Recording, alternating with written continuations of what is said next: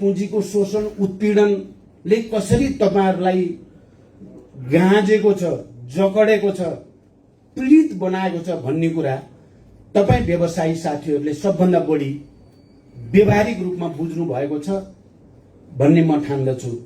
र यसका विरुद्ध संघर्ष कसरी गर्दा सबभन्दा बढी प्रभावकारी होला, राष्ट्र स्वाधीन होला, आत्मनिर्भर होला, नेपाली युवाहरूले देशभित्रै रोजगारीको वातावरण पाउलान् भन्ने बारेमा उपायको खोजी गर्नेमा पनि तपाई व्यवसायी साथीहरू नै सबभन्दा बढी त्यसको बारे बताउन सक्नुहुन्छ। तपाईहरुले पार्टीलाई, पार्टीको नेतृत्वलाई पनि त्यस्ता उपायहरू के हुन सक्छ, कसरी हामी जान सकिन्छ भन्ने बारेमा सुझाव दिन सक्ने र सही सुझाव दिन सक्ने ठाउँमा पनि तपाईहरु हुनुहुन्छ, जसले देशलाई माया गर्छ, जसले देशको स्वतन्त्रता र आत्मसम्मानको निम्ति, स्वाधीनता र अखण्डताको निम्ति प्राणभन्दा प्यारो ठान्छ। त्यस्ता व्यवसायीहरू जसको दृष्टिकोण प्रगतिशील छ, त्यस्ता व्यवसायीहरूले नै पार्टी र नेतृत्वलाई पनि सही सुझाव दिएर देशलाई सही नेतृत्व दिने वातावरण बनाउन सक्नुहुन्छ। म तपाईहरुबाट यो कुरामा पनि अलि ठोस सुझावको पनि म अपेक्षा गर्दछु र तपाईहरुको यो प्रशिक्षण र यो भेलाबाट त्यस खालका सुझावहरू आउन्। पक्कै पनि हामीले लामो संघर्ष, धेरै नेपालीहरूको बलिदान पछि हामी अहिले संघीय लोकतान्त्रिक गणतन्त्रमा छौं र यो संघीय लोकतान्त्रिक गणतन्त्र हाम्रो यो चाहिँ यसको मौलिकता भनेको समावेशिता भनिएको छ। यो लोकतन्त्रको विशेषता समावेशी र समानुपातिक लोकतन्त्रको रूपमा रहेको छ। यसको केही मौलिकताहरू छन्। मौलिक अधिकारको सन्दर्भमा शिक्षा, स्वास्थ्य, रोजगारी जस्ता विषयलाई मौलिक अधिकारको क्षेत्रमा राखिएको छ र अर्थतन्त्रको विकासको दृष्टिकोणले निजी, सार्वजनिक र सहकारीको समायोजनबाट, तीनटै क्षेत्रको सही समायोजनबाट नै नेपालको अर्थतन्त्र समाजवाद उन्मुख बनाउन सकिन्छ।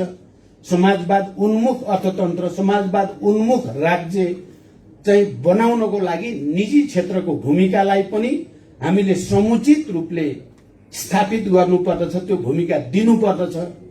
सार्वजनिक क्षेत्र र निजी क्षेत्रको बीचमा राम्रो कोअर्डिनेसन, समायोजन, सहकार्य, सहयोग, अभिवृद्धि हुनुपर्दछ र सहकारी क्षेत्रलाई पनि सामाजिक न्याय स्थापित गर्ने, समतामूलक समाज निर्माण गर्ने, समाजवादको भ्रूणहरू तयार पार्ने ढंगले त्यसलाई पनि योसँग जोड्नुपर्छ भन्ने परिकल्पना हामीले संविधान निर्माण गर्ने बेलामा गरेका छौं।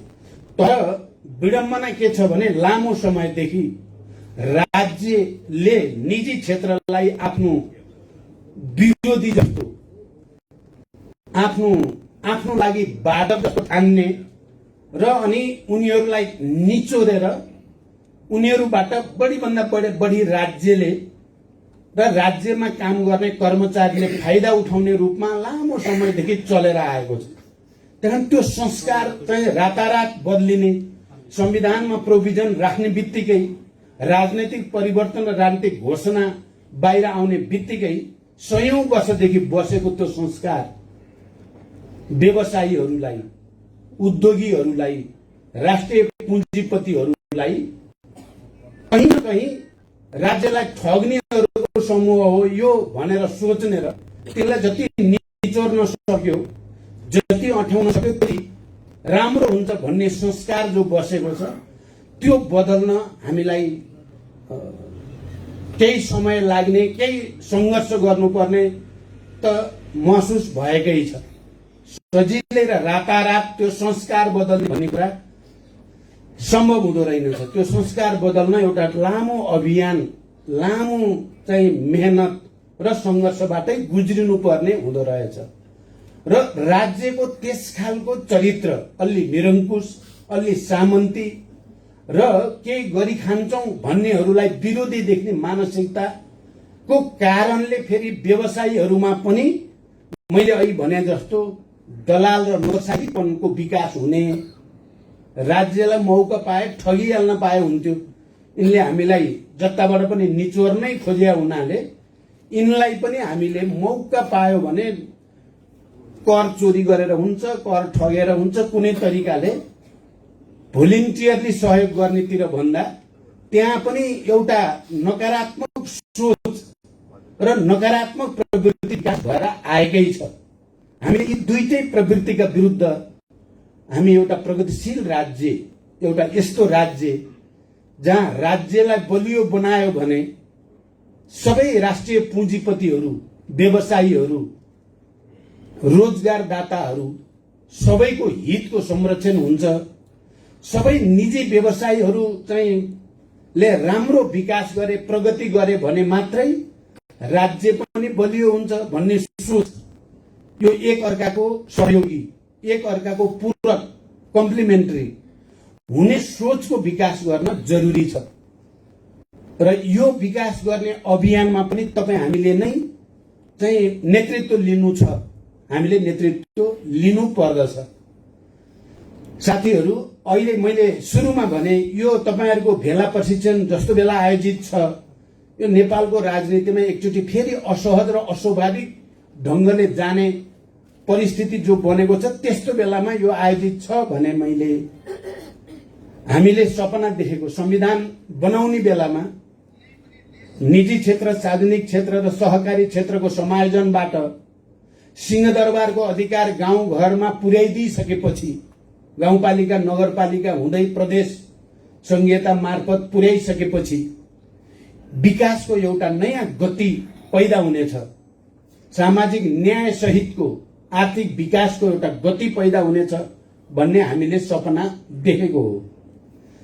र पछिल्लो चरण संविधान घोषणा त्यस अनुसारको गरिसकेपछि नेपालमा राजनीतिक स्थायित्व र विकासको निम्ति भनेर फेरि अस्थिरता नहोस्, फेरि अराजकताको स्थिति पैदा नहोस् भनेर हामीले नेपालमा वामपन्थी जनमत निकै लोकप्रिय जनमत छ, व्यापक जनताको आकर्षण वामपन्थतिर छ, त्यो राम्रो कुरा हो।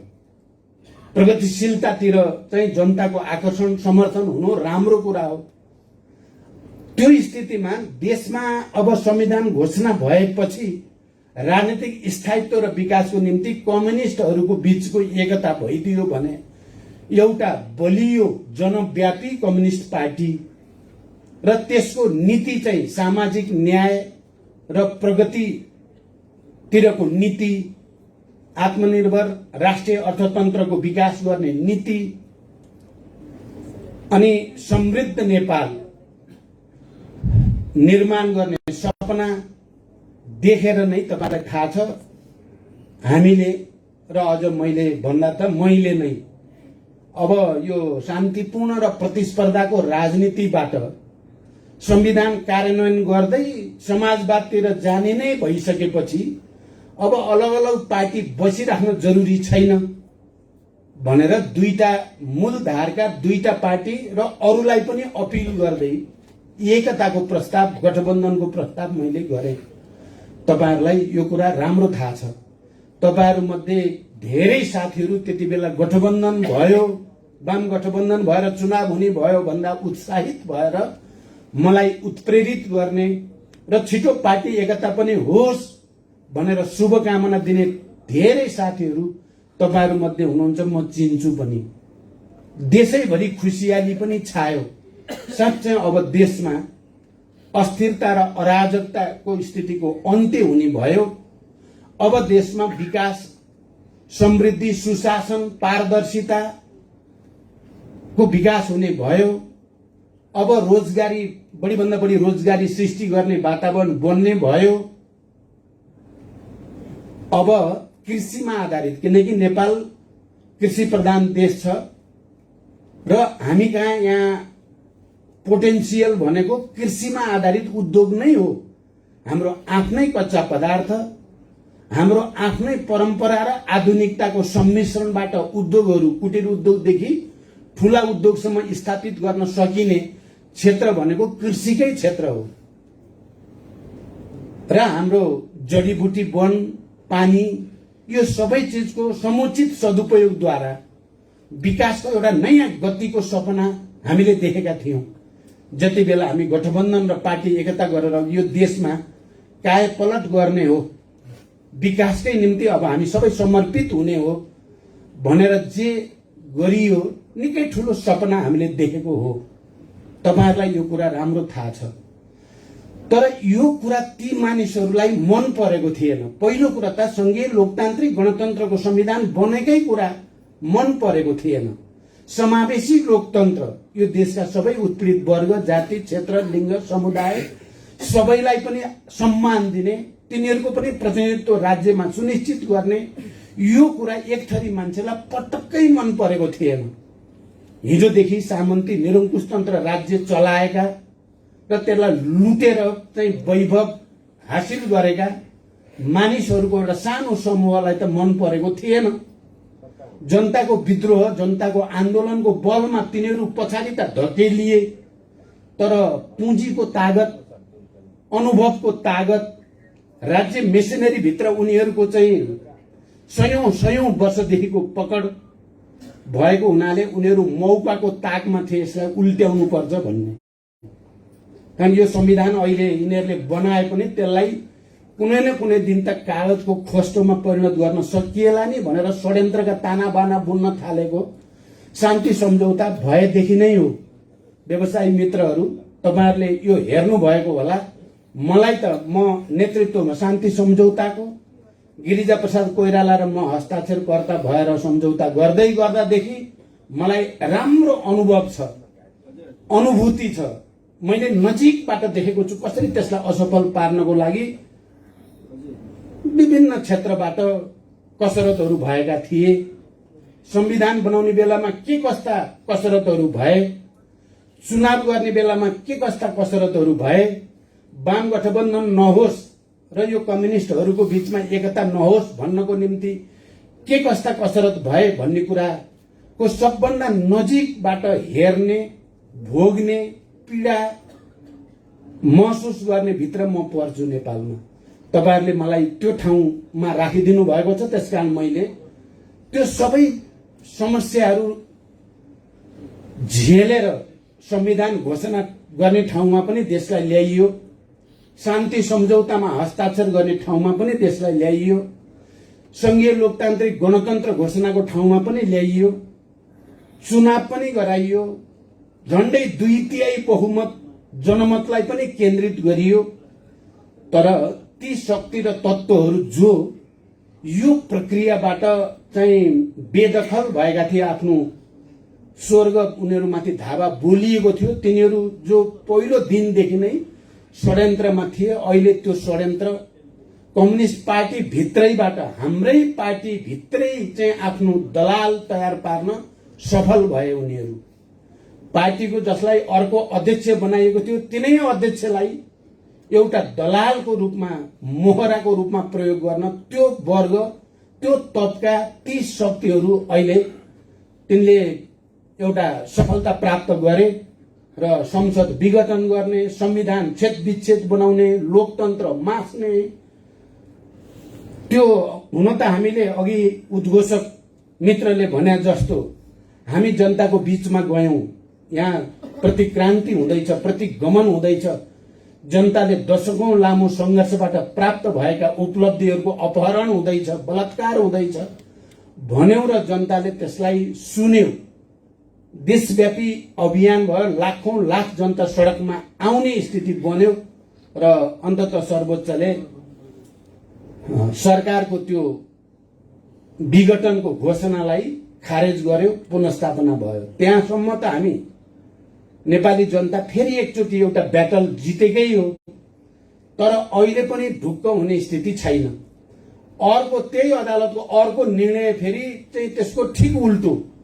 तपाई हेर्नुभयो भने संसद पुनर्स्थापना गर्दा त्यही अदालतको इजलासले, संवैधानिक इजलासको पूर्ण इजलास जस्तै हो, उसले चाहिँ यो सरकारलाई 76-1 को सरकार भनेर घोषणा गरेको छ र त्यही अदालतको 2 जना न्यायाधीशको इजलासले फेरि यो 76-2 को हो भनिदिएको छ र 76-2 को बनाइदिएको छ। विडम्बना। यो स्वाभाविक होइन, यो बडो अस्वाभाविक ढंगले यी चीजहरू आएका छन्। हामी गम्भीर छौं, हामी सतर्क पनि छौं। म तपाईं व्यवसायी साथीहरूलाई यो विषयलाई गहिरो गरी चिन्तन गर्न, विचार गर्न, किन तपाईं हामी सबैको भाग्य भविष्य, यो राष्ट्रकै भाग्य भविष्य, हाम्रा भावी सन्ततिहरूको भाग्य भविष्य अहिले फेरि एकचोटि जोखिममा परेको छ, धरापमा पारिएको छ। नेपालीहरूको आत्मनिर्णयको अधिकार फेरि एकचोटि जोखिममा छ, धरापमा छ। हामी केही समयदेखि हाम्रो बारेमा अब निर्णय गर्न सक्ने भइयो भन्ने आत्मगौरव महसुस गर्थे मैले। शान्ति सम्झौतामा हस्ताक्षर गर्दै गर्दा, संविधान सभाबाट संघीय लोकतान्त्रिक गणतन्त्रको घोषणा हामीले गर्दै गर्दा, संविधान सभाबाट संविधानको घोषणा हामीले गर्दै गर्दा, कम्युनिस्ट पार्टीको एकताको प्रस्ताव लिएर गठबन्धन गर्दै गर्दा र चुनावको नेतृत्व हामीले गर्दै गर्दा एउटा आत्मगौरव हुन्थ्यो कि नेपालीहरू अब हामी हाम्रो बारेमा कसैको दबाव, कसैको हस्तक्षेप, कसैको डर धाक धम्की होइन, हामी आफैले निर्णय गरेका छौं। हामी आफैले निर्णय गर्न सक्नु, निर्णय गरेर परिणाम पनि निकाल्न सक्नु हाम्रो लागि राष्ट्रिय गौरवको, तपाईं हामी सबैको लागि आत्मगौरवको विषय हो। तर अहिले फेरि एकचोटि हामी निरीह हुन थाले हौं कि, हामी नेपालीहरू फेरि एकचोटि नराम्रोसँग हेप्पिन थाले हो कि, नेपालीहरूको निर्णयको अधिकार छैन, तिमीहरू निरीह हो, निरीह नै रहिराख्ने छौ भन्न पो खोजिए हो कि, तिमीहरू चाहिँ अलि बढी गर्यौ भने परिणाम भोग्न तयार हो भनेर हामीलाई धम्की पो आउन थाले हो कि, तिमीहरू आफ्नो बारेमा निर्णय गर्न पाउँदैनौ, हामी गर्दिन्छौं तिमीहरूको निर्णय, तिमीहरूले मान्न मात्रै पर्छ भनेर आदेश पालक बनाउन पो खोजिएको हो कि भने जस्तो लाग्छ। तपाईहरुलाई कतिको लाग्छ मलाई थाहा छैन। म नेतृत्वमा हुनुको नाताले मलाई अलि बढी लागेको जस्तो, अलि बढी छटपटी, अलि बढी पीडाबोध चाहिँ भएको स्थिति छ। तर यसको अर्थ सबै सिद्धियो, बर्बाद भयो भन्न मैले खोजेको बिल्कुलै होइन। जसरी संसद भङ्ग भयो, त्यो संसद मात्रै भङ्ग भएको थिएन, त्यो संविधानलाई कागजको खोस्तो बनाएर च्यात्ने दुस्साहस थियो त्यो। र पहिलोचोटि संविधानमा सार्वभौम भएका नेपाली जनताको सार्वभौम अधिकारको अपहरण थियो त्यो। त्यो सामान्य पहिला पहिला जस्तो मध्यवधि गर्ने भन्ने मात्रै कुरा होइन यो। हामीले त्यही भन्यौं, नेपाली जनताले त्यसैमा साथ दियो र अहिले हामी त्यसमा सफल भयौं। तर अझै पनि खतराको कालो बादल मडारिराखेकै छ आकाशमा। नेपाली जनताले आफ्नो चनाखोपनलाई, आफ्नो राजनैतिक चेतनालाई डरो बनाउँदै एकताबद्ध भएन भने खतरा हुन पनि सक्छ। नेपालीहरूलाई निरीह हो तिमीहरू भनेर बनाउने चाहनाहरू पूरा हुन पनि सक्छन्। त्यसकारण आज तपाईहरुले नेपाल राष्ट्रिय उद्योग व्यापार संगठनको यो प्रशिक्षण भेलामा यो विषयमा पनि विचार गर्नु होला र केही निर्णय लिनु होला। हामी राष्ट्रिय पुँजीको विकास गर्ने, व्यापार विविधीकरण गर्ने, रोजगारी सृष्टि गर्ने, कृषिमा आधारित उद्योगहरूको स्थापना गर्ने, हाम्रो प्राकृतिक साधन स्रोतको सदुपयोग गर्ने र नेपाली जनतालाई छिटोभन्दा छिटो, राम्रो भन्दा राम्रो तरिकाद्वारा बढी भन्दा बढी राहत दिने भन्ने जो सपना हो हाम्रो, यो सपनामाथि तरबार उजाइँदै त छैन कतै, र त्यसलाई खबरदार गर्ने बारेमा पनि तपाईहरुले विचार गर्नु होला। हामी नेतृत्व तहमा, पार्टीहरूको बीचमा लगातार छलफलमा छौं। अहिले पनि प्रतिगमनका विरुद्ध, प्रतिक्रान्तिका विरुद्ध, राष्ट्रिय पुँजी र अर्थतन्त्रको विकासका विरुद्ध दलाल पुँजी र नोकरशाही पुँजीको एकाधिकार कायम गर्ने षड्यन्त्रका विरुद्ध हामी संघर्षमा अहिले पनि छौं। तपाईहरुले त्यसमा संगठित रूपमा, संस्थागत रूपमा तपाईहरुको साथ हामीलाई चाहिन्छ। तपाईहरुको साथ नभइकन हामी सफल भइराख्ने भन्ने कुरा पनि हुन सक्दैन। मैले तपाईहरुलाई अपील गर्न चाहेको मुख्य विषय पछिल्लोचोटि मैले जे भने त्यही नै हो। किनकि आजको देशको स्थिति त्यस्तै नै छ। नेपालीले जित्ने हो कि होइन भन्ने कुरा नेपालीले आफ्नो निर्णयको अधिकार आफै राख्न सक्ने हो कि होइन भन्ने प्रश्न एकचोटि फेरि टड्कारो भएर तपाईँ हाम्रो अगाडि खडा भएको छ। त्यो प्रश्न, त्यसको जवाफ हामी नेपालीहरू सक्षम छन् आफ्नो बारेमा निर्णय लिन भन्ने कुरा एकचोटि फेरि देखाउनु पर्ने छ। यो विषयमा विचार गर्नुहोला। अब अहिले भर्खरै हाम्रो थाई समिति सदस्य मेरो सहयोगता कमरेड जनार्दन शर्मा प्रभाकरले केही कुरा राख्नु भएको छ। उहाँले कुरा मात्रै राख्नु भएको छैन, उहाँले समाजवादी अर्थतन्त्रको हाम्रै मौलिकतामा हाम्रै साधन स्रोतको सदुपयोग गरेर भ्रूणको रूपमा आफ्नो निर्वाचन क्षेत्र रुकुम जिल्लामा केही प्रयास उहाँले गर्नुभएको छ। म एकचोटि निरीक्षणमा जाँदैछु। हामीलाई थाहा छ हिजो चीनमा कृषिको आधुनिकीकरण गर्न अथवा कृषि उत्पादनको वृद्धि गर्न ताचाईबाट सिकौं भन्ने, उद्योगमा टाचिङबाट सिकौं भन्ने एउटा अभियान चलाउने एक जमानामा त्यो थियो र त्यो विश्वव्यापी रूपमा जान्थ्यो। हामी पनि निजी सार्वजनिक र सहकारी क्षेत्रको चाहिँ सहकार्यमा चाहिँ हाम्रो समाजवादी अर्थतन्त्रको भ्रूण हामीले बसाउनु छ र त्यो मुख्यतः कृषिमा आधारितै हुनुपर्दछ। त्यो मुख्यतः ग्रामीण क्षेत्रलाई बलियो बनाउने, ग्रामीण अर्थतन्त्रलाई बलियो बनाउने नै हुनुपर्दछ। मलाई मेरा हिजोका सहपाठी साथीहरूले पनि पटक पटक मेरो ध्यानाकर्षण गर्नुभएको छ। कृषिमा आधारित कृषि उत्पादनको वृद्धि, आधुनिकीकरण, व्यवसायीकरण, यान्त्रिकीकरण कसरी गर्ने, चक्लाबन्दी गरेर खेतीलाई उद्योगको रूपमा कसरी अगाडि बढाउने, कृषिमा आधारित उद्योगहरूमा कसरी प्रमोट गर्ने, थुप्रै सुझावहरू छन्। हाम्रो ध्यान त्यहाँ छ। तर फेरि पनि मुख्य कुरा त यति बेला राजनीतिक स्थायित्वको सुनिश्चितता गर्ने कुरा एजेन्डाको एक नम्बरमा फेरि आएर उभिएको छ र हामी सबैले त्यो एजेन्डालाई चाहिँ स्थापित गरेर अगाडि जान जरुरी छ। मैले सुरुमा भने यो उद्योग व्यवसायको क्षेत्रमा सबैलाई समेट्ने संरचना के हुन सक्छ, तपाईहरु त्यो पनि सोच्नुहोस्।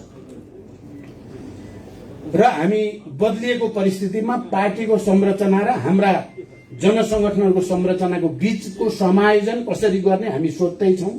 तपाईहरु पनि हामीलाई फिडब्याक दिनुहोस्। यही अपिल गर्दै तपाईहरुको सफलताको शुभकामना। सायद तपाईहरुले खाना नै खानु भएको छैन, मैले बोल्दै जाँदा तपाईहरुले खाना खानु भएको छैन भन्ने कुरा बिर्सेछु। म यति भएर आफ्नो कुरा टुङ्ग्याउँछु र सफलताको शुभकामना।